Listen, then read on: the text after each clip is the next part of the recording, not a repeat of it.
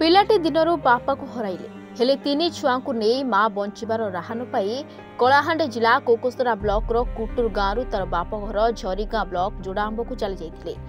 निजे कोड़ी कोदाल धरी मूल मजूरी लगी तीन छुआ सहित वृद्ध बापा मां भरण पोषण करुले हेले बोझ उपरे नलिता बिड़ा पड़ा भली दैव एमानकु देला दारुण दुख। घरर रोजगारक्षम तीन छुआर मां बनिता मृत्यु घटिला। 11 वर्षर बड़ झील कौशल्या माछी 9 वर्षर मझिया झील मंगल माछी सहित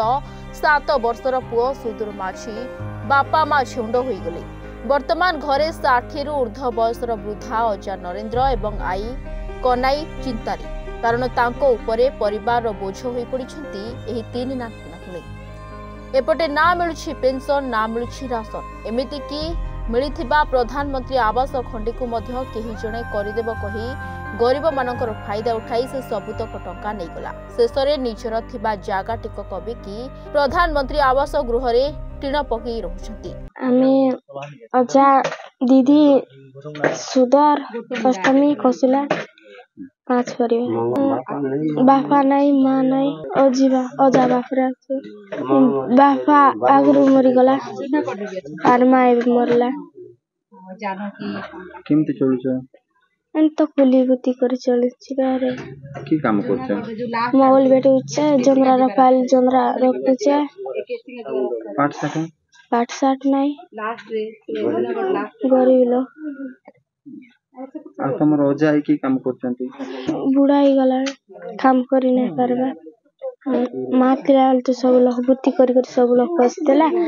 माँ गला काम तो पारबर ना सान सान जूता तमे पाठ पढिबा चाहछ कि नहीं चाहछु जे हम से पाठ पढिबा चाहछु सरकार जति सुविधा करला हम पाठ पढबो।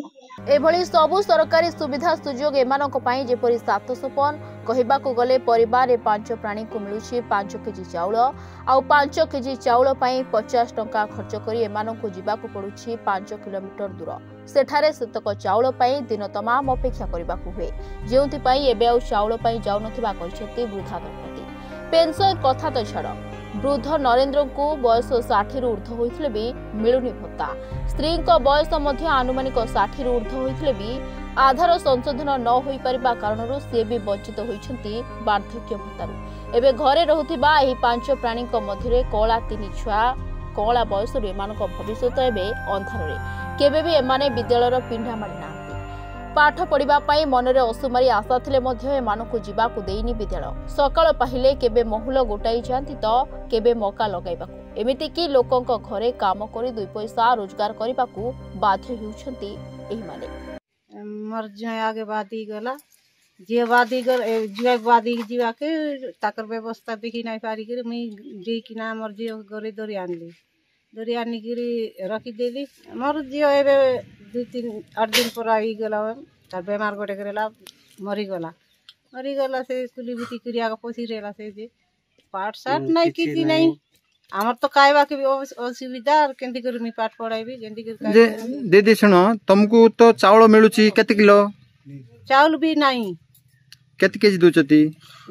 5 केजी आकोटे बुढ़ा के दउची मके नहीं चावल केते मास ले आनिनो 3 मास ला आनी नहीं जीवार 5 केजी के केंती जीवु काटी आनु बोलबु चार नहीं जीवार हमें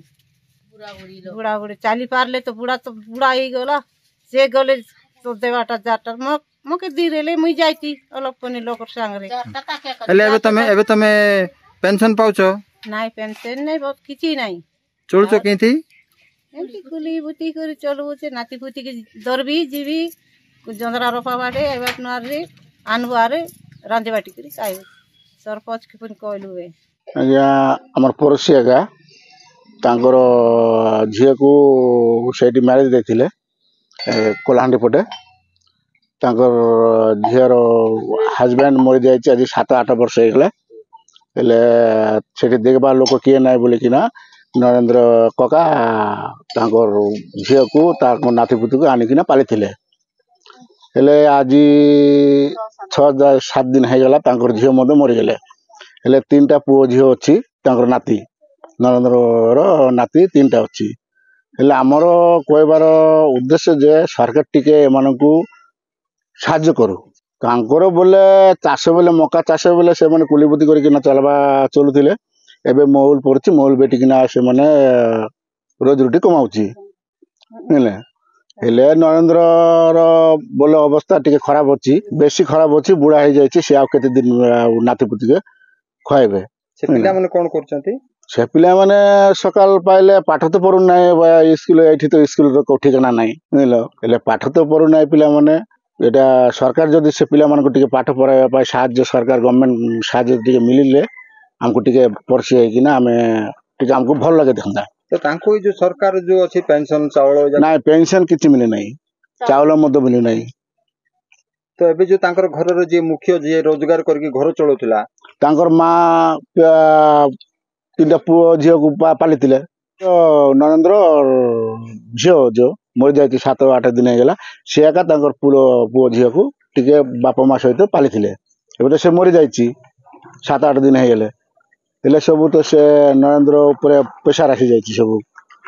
ନାତି ଦିନ ତ ପକାଇ ହେବ ନାହିଁ କୋଉଠି ହେଲେ